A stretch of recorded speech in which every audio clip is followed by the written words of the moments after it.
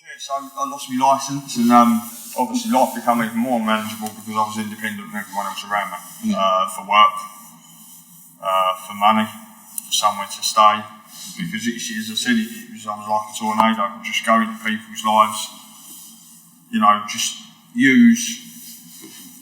destroy everything that they ever knew about me. Because that's basically what I've done. Yeah. And all through this, I just didn't know what was wrong. People who say to me, why are you still using? Why do you do this every single time? And the truth is, I couldn't give them a bloody answer. Yeah. It's as simple as that. So I got my licence back, and I then met a partner who I'm with now. Yeah. And that was quite funny because, I thought, that's it. I knew what would solve me. My head said to me, get yourself a bird. Yeah. That's what's missing. That's why you're going to keep using it, right? So I got the bird. Well, my good thinking said, let's get on it and celebrate. The first day I met her.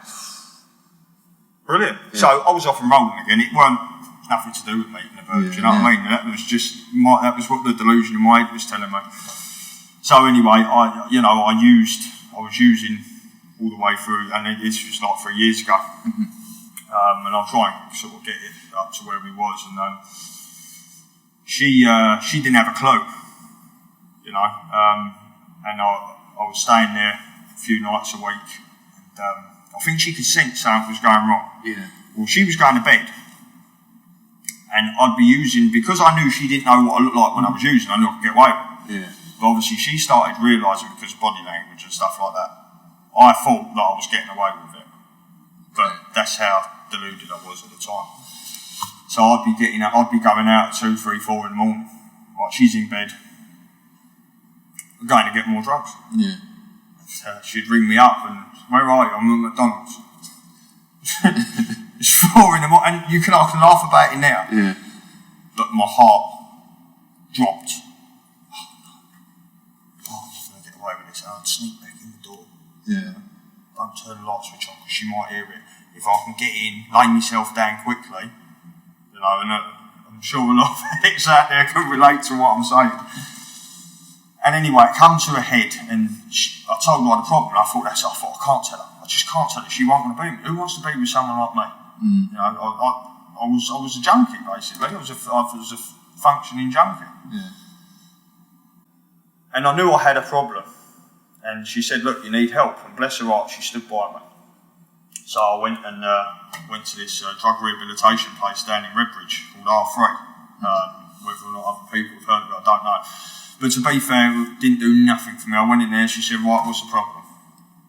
And I was like, I'm an addict. Okay.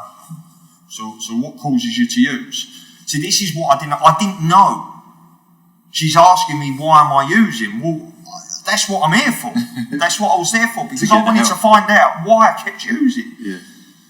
And it was like nothing. And I went there a couple of times, but again, in my head, I thought to myself, it's all right, I've gone there a couple of times, because I wasn't ready to stop. Mm-hmm. Simple as that. I wanted to keep using. So I told her I was still going there, and she'd be phoning them up. So I made sure I attended appointments, but I was going there while I was using. Yeah. Simple as that. Anyway, it was a turning point for me. I was living with someone at the time. She'd kicked me out at this point. Yeah. Because obviously the using and stuff like that, she had a little girl, this was before our son coming along, and I was living with a friend in Collier Road, and I'd been on a session, and I was sitting in Wanstead Flats one day at 7 o'clock in the morning. I was meant to be at work, phoned the guy, said I can't make it, there's a problem, Mrs. had a fit or whatever, and I can't even explain the pain. I was in I had no money. I was internally just broken, completely and utterly finished. I'd been up for 40 hours solid. I'd done about £500 worth of cocaine just in that stint. Yeah. And I knew my granddad was buried at West Ham Cemetery. Yeah. And it was absolutely pouring down with rain 7 o'clock this morning. I remember jumping the gates of the cemetery. I remember where he was buried. Yeah. And I remember getting there, and I remember getting on my knees. Now, I've never got on my knees in my life.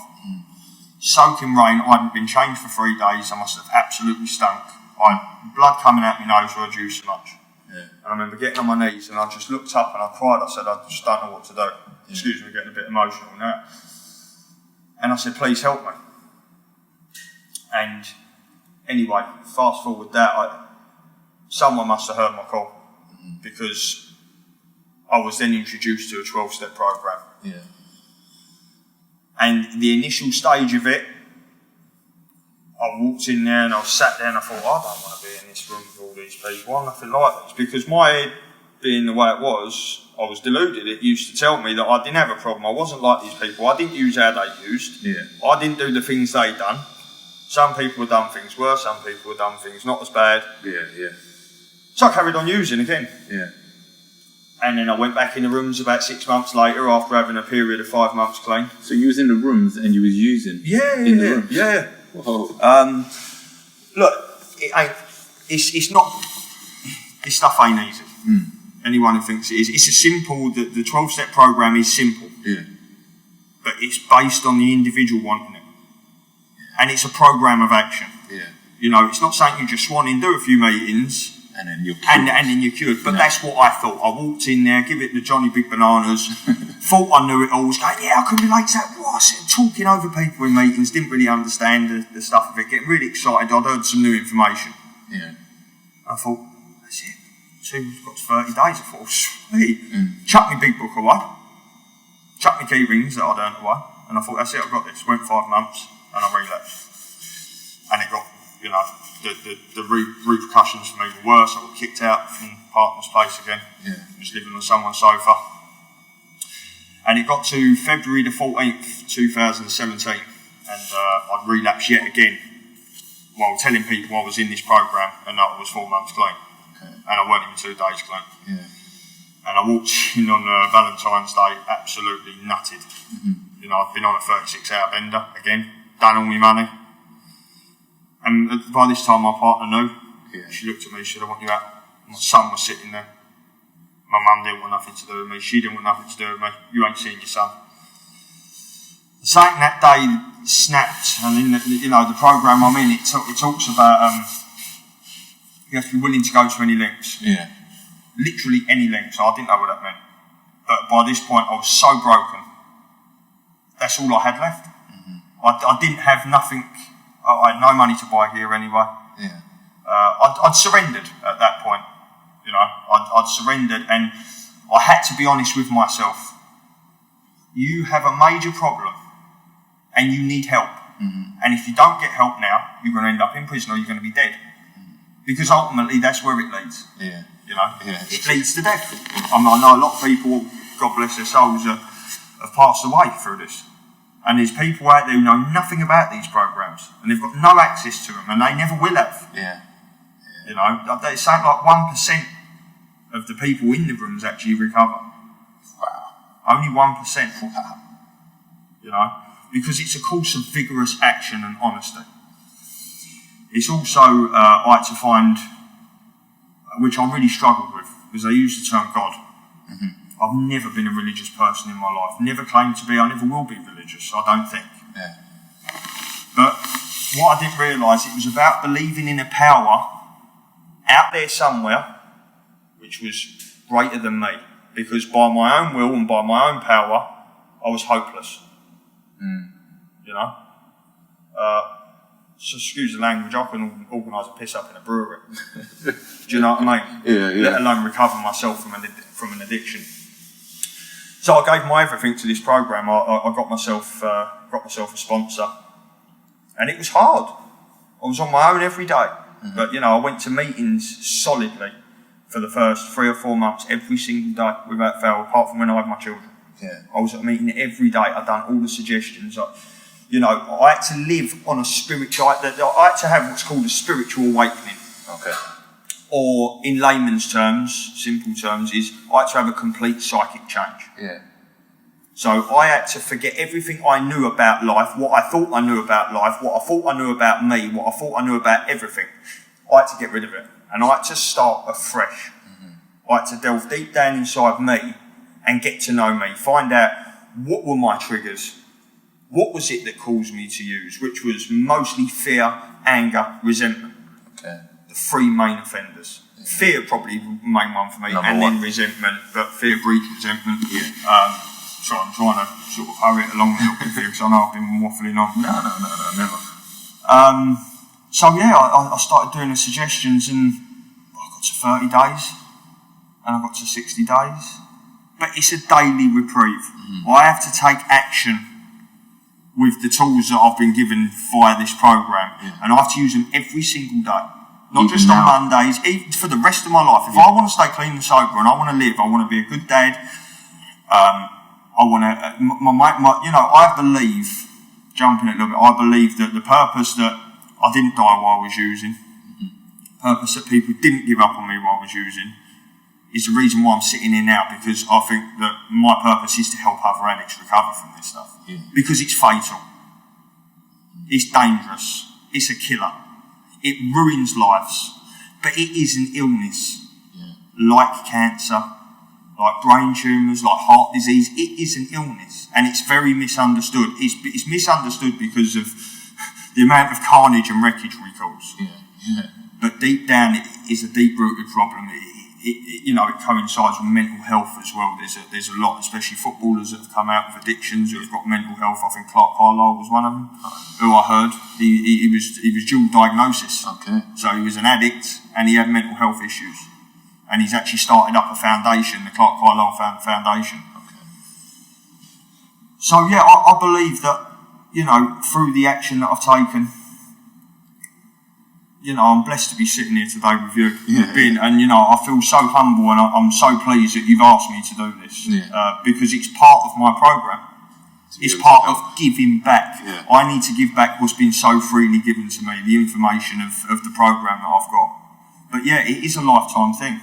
So what's your motivation now, moving forward? Helping others. Obviously I've got 3 beautiful children. Through doing this stuff, I've managed to get my partner back. I've rebuilt relationships. My work as a plasterer is flourishing. I've got my own business. It's back on track. Brilliant.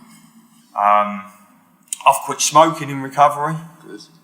I'm not too long. I'm coming up to 3 months. Okay. Without a cigarette. I do exercise now because. That's what I was going to ask you. What stimulates you day by day to keep you? Do you know what goals? Having goals, setting myself goals and targets, and I've done a lot of research into the chemical releases of the brain. Okay. So being an addict, doing cocaine releases serotonin, which is the excitement drug, the excitement chemical that the brain releases, which is why we really want it all the time, because it's exciting. Yeah. That first buzz is anyway, the rest of it's painful. But doing things like exercise and helping others, it releases different chemicals and it balances out the serotonin levels. Okay. So believe it or not, doing exercise is good for the brain because it releases a certain amount of chemicals. I'm going quite deep into it, but it's quite important for me. I mean, not everyone will recover the same way. Yeah. It's very important for people to understand that. What works for me might not work for not you, obviously, but for the next person. But for me, it was about making myself feel good. And when I used to go for a run, I used to get back after a 6-7k run, and I felt good about myself. I don't normally feel good about myself because it's always been about poor old me. Yeah. It's helping other people. I speak to other addicts on the phone daily. It's very important. Okay. Keeping that connection, because only another addict understands can not cure, but can recover another addict. Yeah. I can't work with someone who ain't an addict. I wouldn't recover. And that's what the 12-step program gives you. And I've got myself some fabulous, wonderful friends in this program. Yeah. And it is, by and large, the best thing I've ever done in my life. And I'm not saying I'm proud to be an addict, but I'm glad I was an addict, because it's allowed me to become the person I am today. Yeah. It's allowed me to open my eyes and be aware and look at myself in situations rather than blaming everybody else and using excuses to justify my actions. So you've learned a lot yeah. during your whole...